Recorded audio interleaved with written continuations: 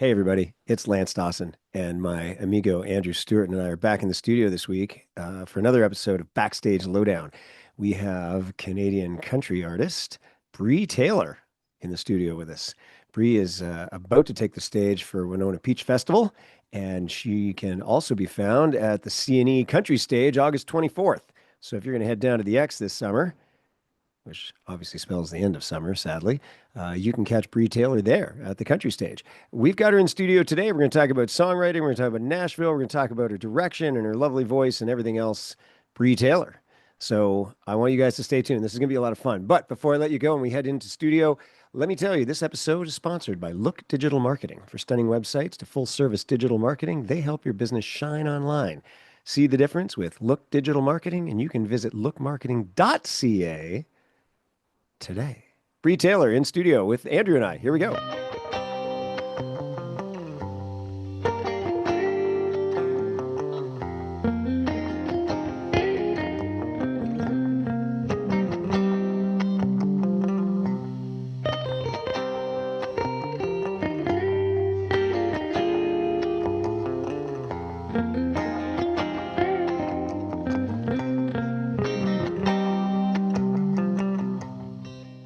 I think we should work out how to play her stuff in our episode.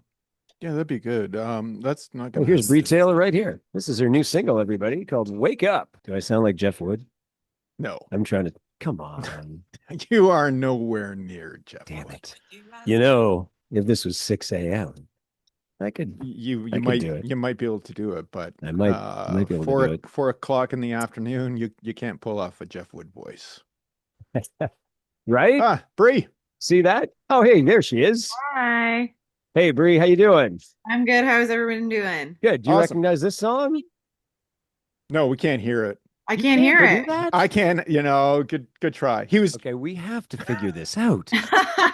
We can't just talk don't to don't Bree try don't and try to then do that just when our guest is coming I on know, but air. I don't understand why we can't play a cut. Like I'm listening to Wake Up and like here she is. She's donating some time. We're talking about Bree Taylor. Here's a sample of her song. How did Because you guys not hear that? because you're in your mid 50s and you don't Oh, understand here we technology. go.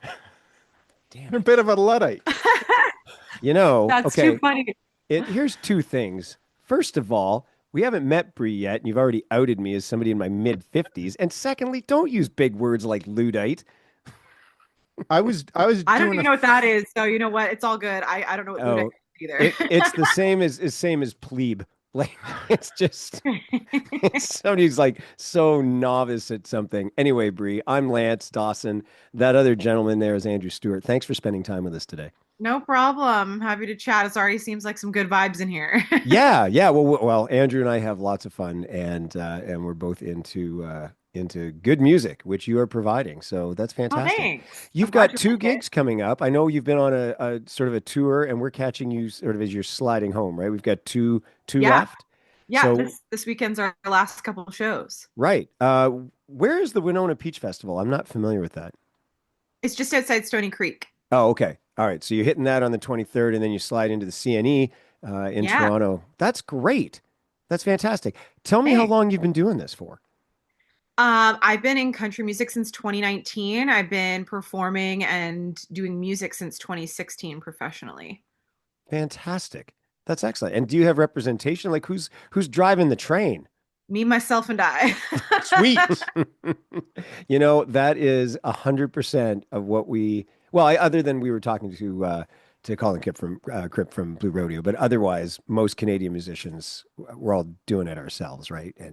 But you Yeah. still kind of need a team. So, I mean, it's funny. I've been doing a lot of these interviews, and a lot of people like say that they assume I have a huge team behind me because of how I present myself with everything on socials and my website and all the things. And I'm always just like, no, it's just me. Obviously, I've done consulting over the years, and I've got people that I'll hire freelance as I go along. But the brains behind it all is just myself, and it's a lot of hats that I wear. But I think it's kind of great when you can be an artist and know all those different aspects of the industry, because I think it just makes it you have more appreciation for people when they come on board eventually and do join the team, right?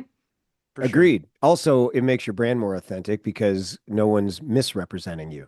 right? Very true. Very true. And I've been through that in the past, so I definitely have learned that the hard way. Right. I'm going to ask you an impossible question right off the hop, Okay. because I've noticed you're pretty prolific. You're a pretty prolific songwriter, Oh, thanks. and well, you're welcome. What is your favorite song that you've written? I always say this, it's hard to choose your favorite songs, but I do always say Standing Still because it was such a magical song and the songwriting process, and we wrote and recorded it within 48 hours. And then Ooh, just that feeling that I got when I finished writing it and we had that song in the bag. And even in the studio, I was just like, there's something magical about this song, and I can't wait to put this out in the world. And then when I did, it really started to steamroll some things for me and bring up some opportunities and some accolades and achievements that, obviously we work towards that aren't mandatory things that you need to have as an artist, but, that really do help and are really appreciative of when you have, awards or nominations or those kinds of things, because it does help. And it's great to know your hard work is respected and appreciated and valued. But yeah, it's done some great things, and I kind of just like knew in my whole body that this song was a really special song. That's interesting because it's great that you have that intuition, right? That you write a lot of songs and then this one somehow sets itself apart. It's also really interesting that the ones that you slave over and take so long to sand down to present, and you're proudest of the one that really got banged out in 48 hours, right? But just somehow it Yeah. spilled out. I mean, that was the first time that I really started to trust myself and that like full body yes feeling. And that's not the first sorry, that was the first, but not the last song that I've done that with. Actually, I Regret You was the same thing. I wrote it on a Monday, recorded it, I think, on a Wednesday that week when I had studio time booked. Yeah. Wake Up was the same. Skip to the End was the same. So a lot of my songs that have been released recently have been that since Standing Still. And then obviously the couple songs I did before that were I did a lot of writing. Dauntless, I knew right off the bat when I wrote that song, it was very intentional. I'm just a very intentional songwriter, but just the fact that that song just Standing Still, when I wrote it, I was like, there's something about this song that needs to be recorded right now. And we're going to throw out the plan for the studio tomorrow and we're going to put this one in. Was just a feeling I can't describe. So I just call it like that full body yes, where your whole soul and heart and body knows like this is a song that needs to be out there in the world. And it's just trusting your gut instinct and intuition, I think. Okay. Well, anybody who's listening, I want you to run to iTunes and Spotify and listen to Standing Still. Interestingly enough, I Regret You. I sing that all the time whenever I think of Andrew. I think of Andrew and I think, I Lord. regret you.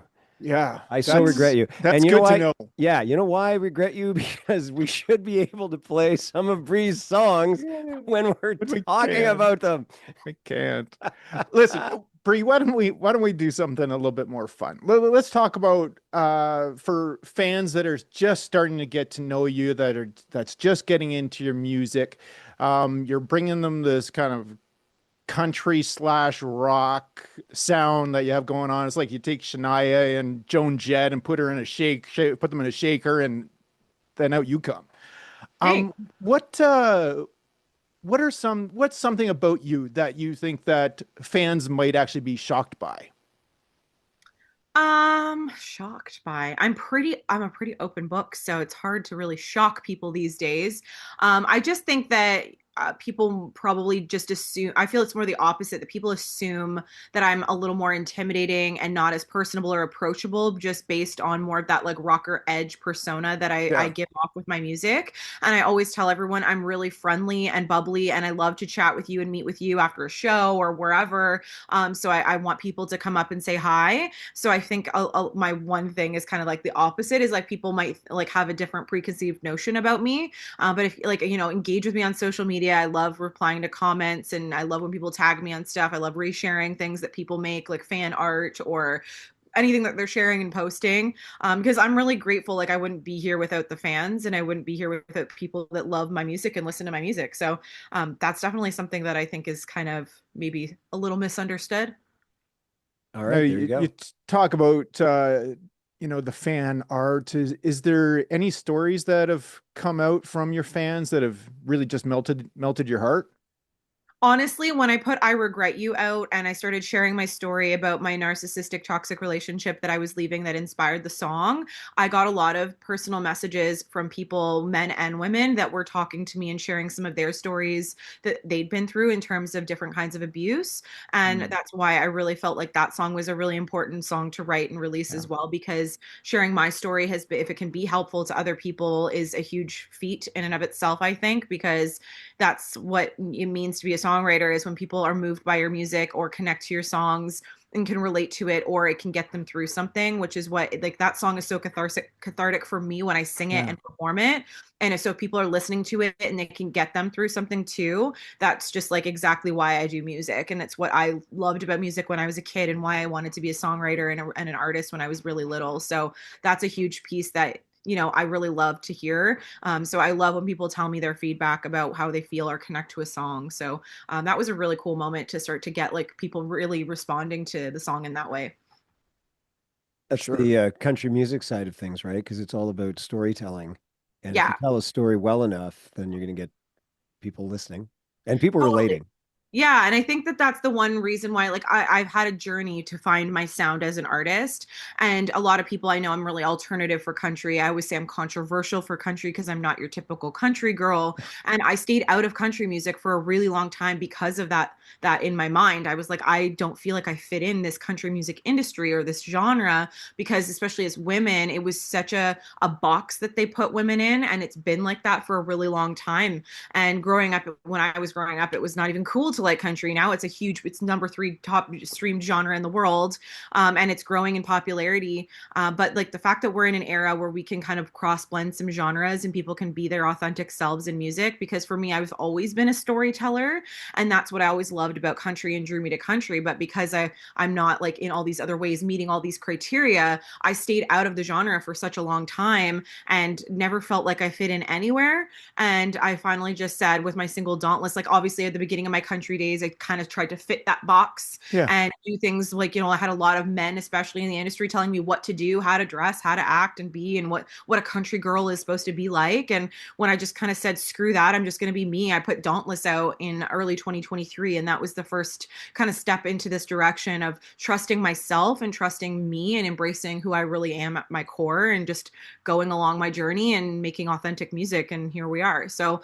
I think that that's the greatest part about storytelling and about what we're the 2025 era of music, because we can just do whatever now. And it's great that there's people that will embrace it. And I brought so many people into the country music genre that didn't even like country, because they were like, I don't like country music, but I like what you're doing. So, it's kind of cool that we can kind of cross boundaries and reach new audiences and bring more people into a genre that love it.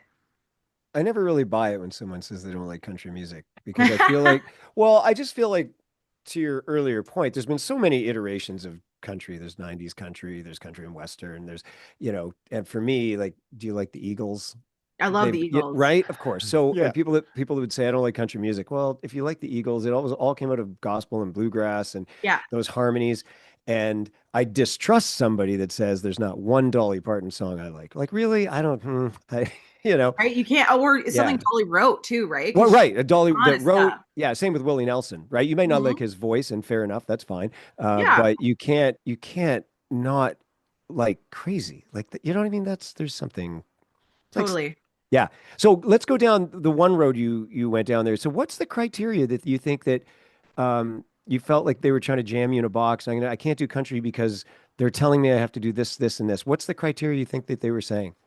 Well, in my early days when I first started putting out original music, I was kind of at a point where I kind of wanted to do at that time country pop. And a producer in LA kind of sat me down and was like, "Well, like you're not really a country girl. Like are you someone who, like drives a truck or like, is into like the mud and wearing sundresses and living on a farm and the outdoorsy? Like is that who you are?" And I'm like, "No, like that's never really been me. Like I have an appreciation for it and all that, but I'm very like people like kind of sometimes sometimes misunderstand, are you a country girl or are you a city girl? And I'm like, I'm kind of in the middle. I'm more of a suburb girl. I like being close enough to the city, but I hate living downtown, but I don't want to live so remote that I'm away from like all the hustle and bustle that I can get to. So I kind of like that middle ground. I'm kind of both. And I never felt like I fit one or the other. And he kind of pushed me and convinced me to go more in the pop direction. He was a pop producer, of course, so he wanted my business, I think, as well. But really, I think it was just he was like, unless you're already like Carrie Underwood or Shania Twain, you can't do country pop. And then lo and behold, years later, country pop's the next big thing. And it's been huge ever since. And obviously I didn't trust myself at the time and listened to someone else. And then just as when I did turn into country music, it was those early days of like, okay, I think I need to fit that mold of what a country girl is like supposed to be and what especially Canadian country was doing at the time. And I kept trying to just chase what other people were doing or telling me I need to do or what was happening instead of just being myself. And to be honest, like when I was a little kid, I always like the representation of the entertainment industry for me growing up as a millennial, at least, was very much like the blonde, tiny girl on stage that's dancing and doing her thing. And I never felt like that was a representation of me. I never saw that Yeah. really someone like myself out there. And I just kind of felt like I had to change who I was to fit other people's expectations. So that's why when I really finally sat down to write Dauntless, I was like, you know what? Screw it. I don't want to fit a mold. I'm not your one size fits all. I'm not going to be what other people expect me to be or want me to be. And not to say that there isn't amazing, talented girls that fit that category and that criteria, For but sure. I feel like there's a space for other people. And I think it's a conversation to open up because there's so many girls of different shapes, sizes, colors, like all of that out there in the world. And if they only see this blonde stick figure like I did growing up, you're going to feel some way about yourself in a negative way. And women have enough pressure on themselves to look and meet a beauty standard. Like the guys get up on stage and they wear dirty jeans and a ball cap and it's like so easy and effortless and they walk around and that's it. We put so much more effort into our live show and our appearance and wardrobe and all these things that we do to look good on stage or in a photo shoot or whatever we're doing. So I feel like girls have it 10 times harder and there's a lot not as much appreciation or respect for that a lot of the time. So I really like to speak up on that to bring more awareness to it, but just like different types of women because not everyone looks like one person and there's got to be a lot of other girls growing up out there like the next generation or the younger all the younger generations that need to see something different or know that you also can be represented and belong. And that's kind of when I started my rebel country movement because it was just like I felt like I was coming into a genre where I was very different and controversial and not like fitting that mold, but I wanted to embrace it and create kind of a space for other people that felt that way to also feel like they belonged and they had a space that they could fit in. So I feel like that's what we've just been building on and it's been going really well. And I'm just happy that people love it and it feels like it's me. So that's all that matters, right? Yeah. Well, I mean, that's a great statement, really. It there's a lot of women out there that they don't meet the mold of, as you say, the blonde woman dancing around on stage, and Yeah. they're like everybody has a story, and they can share it, and whether it's just complete rock, whether it's country, somewhere in between, Yeah. or something completely different, you can do it. Yeah. I think your point was well made, well taken. Like you're right. Seems to be a different standard for the men. There was a stage there that they had to be sort of, like Tim McGraw and Brad Cowboy. Paisley. Well, cowboy, correct, but fit, right, for whatever reason. And then it seemed that went out the window. And then you're right. So you could be a big dude like Luke Combs or Jelly Roll or Right. something like that, but the women still had to be tiny. I'm hoping that that's kind of changing. I think the bigger issue, though, with regard to your songwriting, I think the only thing I would agree with what the producer was getting at was okay, write about what you know, Hmm. fair, so it's authentic. I just think that when we write songs and they're about emotions, suburbs, country, big city, I mean, everybody feels those emotions. I don't think you had to spend your formative years in cutoff jeans and a flannel shirt to be able to, do three chords in the truth. I No, think totally. I think you can nail that without growing up on a tractor. 100%. And I think that's what Mhm. music's really come to be these days because people from all walks of life are in the country genre now. And that's what's really been more embraced and is continually more embraced. So I'm really hopeful that we're in a good direction moving forward in music. And I still, honestly, to this day, I'm getting a little bit of pushback about being like an alternative country artist, especially as a Mhm. female, because Canada's, I think, really just so behind on the times of what's going on. And I think that's why I've had a lot more success and my listenership is so large outside of Canada. Like the US is my number one streamed audience. And then I have Brazil is huge with country music right now, Australia, the UK. So I have all these listeners in other parts of the world that are loving what I'm doing with like the cross genre blending. But Canada's, when I see that, like, especially with my shows and stuff, it's like, we do have that great appeal, but it's not for everyone. And I'm not going to fit the mold and change myself for that. So if I'm not for you, then that's great. I just like, the opportunities that are meant for me will come my way. But I think Canada is really behind on getting on board with this new country rock type thing. And I think more people need to start embracing it and just let it have its own space to live. It's not like we're going to take away the 90s country. It's not like none of those other subgenres of what country music is going to dissipate. It's just, a new lane for people to excel and showcase some variety, I think. I agree. Do you think that when you're so maybe walk me through this before I ask my question. So you write a song, you get together with a bunch of musicians or whatever, you record it. I know you've gone down to Nashville, you've done that whole thing. So now you have this recording of your song. How do you launch that song to get people to listen to it? Because is it just a matter of getting it onto iTunes and Spotify and hope it finds an audience? Because this is so we've got that clock to answer. The second part to my question is, um, do you feel like when you're taking this seriously, you spend a lot of time Hmm. writing these songs, you spend money recording them properly. I find, as I'm a songwriter as well, I find sometimes that the highway is so congested by everybody's a songwriter now. And they might not take it seriously. They just do it. And just because you can write a song and record it because technology is cheaper Mhm. doesn't mean that you should post it. And so sometimes if I'm looking for a Bree Taylor who's got something fresh to present, I can't get to the cream at the top because it's so congested by all this other That's crap true. that's out Yeah, of there. course. Do you feel like, so answer this. So how do you get your song to be listened to get it through the congested highway? It's just been a lot of hustle, right? Like it's just to set yourself apart from those people that are just dropping music to drop music. Like it is, we're in a digital era where it's so easy and accessible online that you can drop a song. I could go record something in GarageBand tomorrow and drop it if I really wanted to, but Yeah. I personally started to hold myself to a higher like level of what I wanted to, like the quality that I wanted to, a different standard. I don't really look to myself in comparison of like anyone who can put music out. I'm looking at all the major artists that are doing things at that high level, and I'm working to achieve to that status. And it's almost like a not like a fake it till you make it, but just like in your mindset, like I'm not comparing myself to my peers even. I'm doing my own thing, and what I'm doing is mine. But when I'm putting my music out, I'm approaching my branding, I'm approaching my marketing, I'm approaching my whole approach of like my release plan for a Mhm. song in a way of like how Taylor Swift does a rollout. Like she's somebody to look up to, right? Like how she Yeah. dropped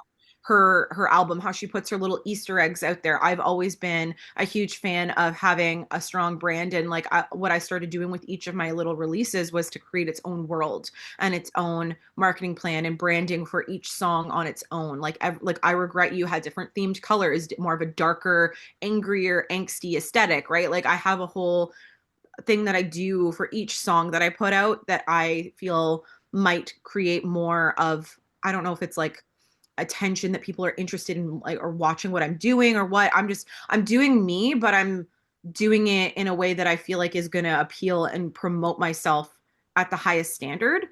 And hopefully that works out. And then honestly, just marketing is big, like really knowing how to market to your audience, knowing who your target audience is, and then really just like networking with the right people in the industry that can get your music heard, like playlist curators and people like that. So, knowing the right people is huge. And that's just something that over time, as I've been in this industry, I've been able to kind of create those relationships organically on my own and just really foster those and value them and treat people, well. And hopefully they like me and they want to give me opportunities. And it's just taken me really a long time until this year to get even on Spotify playlists. So I was struggling with just like the rest of everyone else dropping music on the daily, that congested market. And I was putting good music out, good quality. I was paying thousands of dollars for production and I wasn't getting playlisted. And I was scratching my head, not knowing what was going to make a difference. Yeah.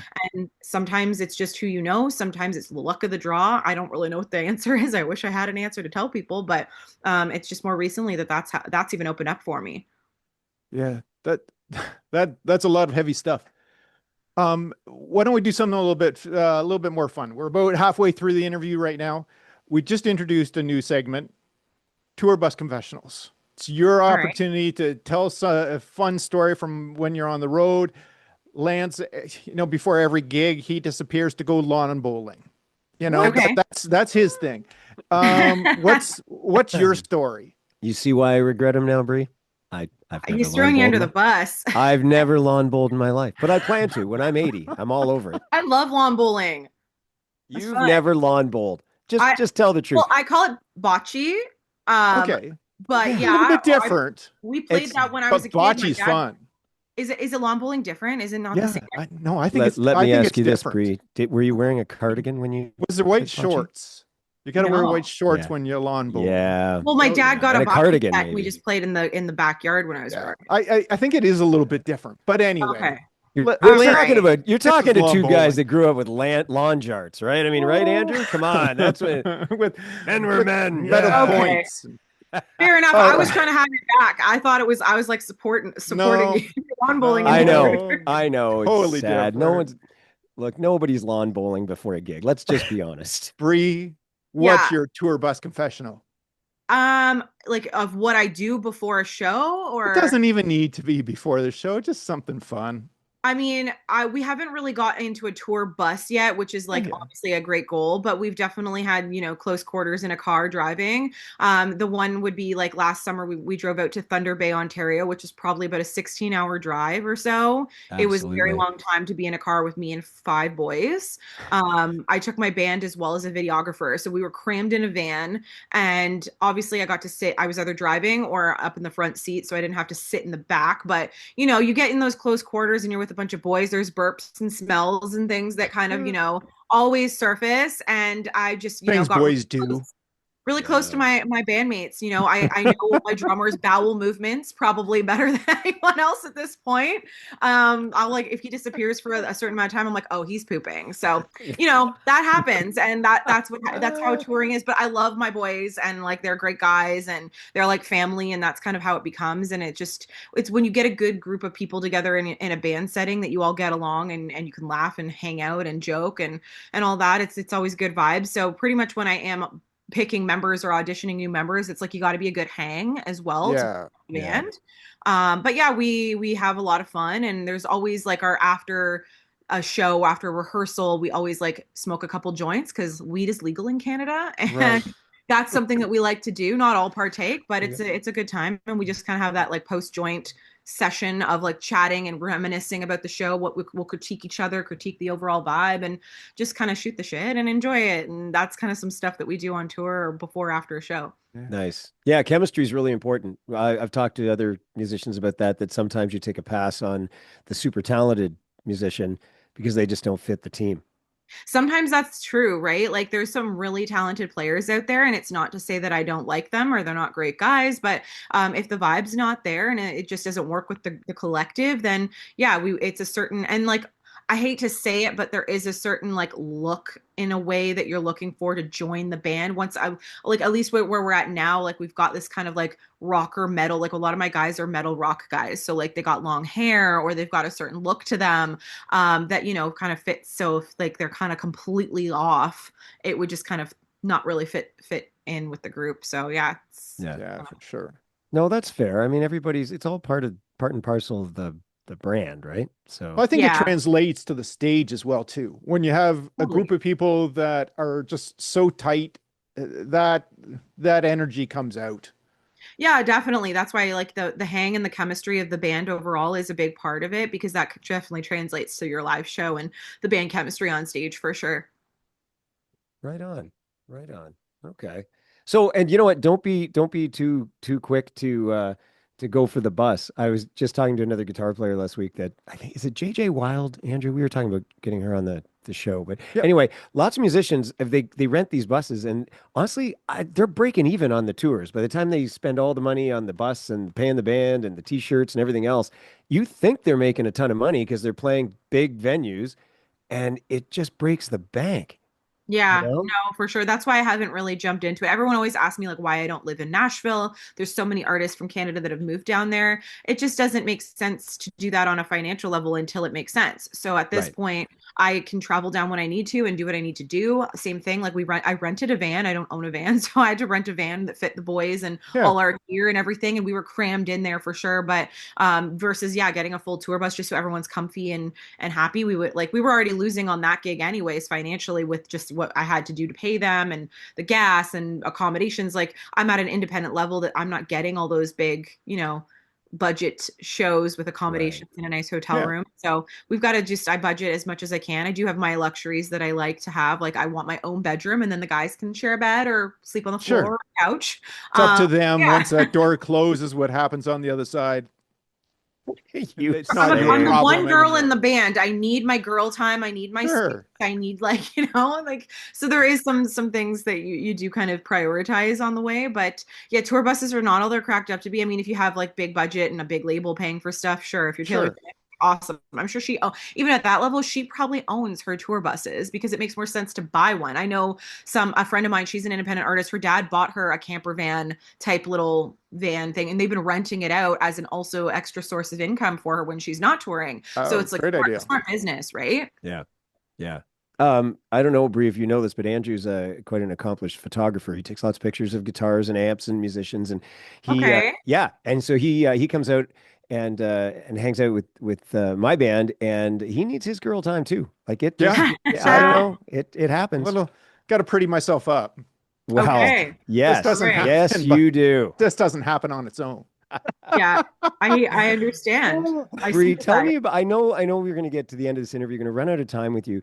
You did CMA Fest, is that correct? Yes. Tell me about that because so you're a member of the CCMA, correct? The Canadian Country Music.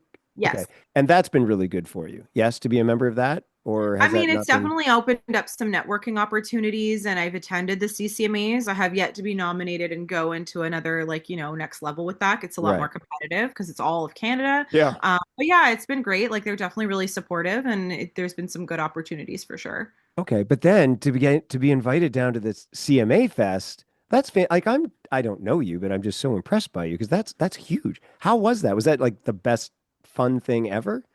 Yeah, honestly, it was a big dream come true. It was a real milestone moment, like one of those pinch me moments that you get in your music career because especially as a country artist, that's the biggest country music festival in the home in the heart of country music in Nashville, like right downtown. They like shut down several streets. It's like there was over 95,000 people that attended the whole weekend of I think it's like 4 or 5 days they have of music. That's crazy. And there's several stages. I mean, I was on the smaller stage, the spotlight stage, which is like an acoustic, but even the production value they put into that was incredible. I was so impressed. Right. The level of people that have to run something like that and organize every little detail and how well it was organized was very impressive to me. I think it's something that Canada needs to aspire to for sure. It's definitely something to look up to. But yeah, just to be asked was a huge honor and it was an incredible opportunity. And I think it was a real moment that let me realize like I'm on the right path and I'm doing the right things and just being myself in music and with my art has really, been it's been a journey. You have those moments as an artist where you're like, I don't know if I'm doing the right thing. Is this right or is this wrong? Do people like it? Do they hate it? You sometimes will get the negative feedback or the no's, and you wonder, is this all worth it? In the end, the sacrifices you make as an artist, especially as a woman. So it was a moment that was like, okay, I think you're doing something right because not every Canadian independent artist can say they've had that opportunity. So it Yeah. definitely was amazing. Yeah, congratulations. That's Thanks. fantastic. I'm not sure if you've had an opportunity to listen to any of our episodes prior to this. However, I will let you know when we wrap things up. Andrew has this thing called the lightning round, and it is a Okay. series of questions. We're going to ask you 10 questions. You don't have to know the answer. It's just an unscientific way of getting to know Bree Taylor. So All I'll right. say, well, I usually use this example, shoes or boots.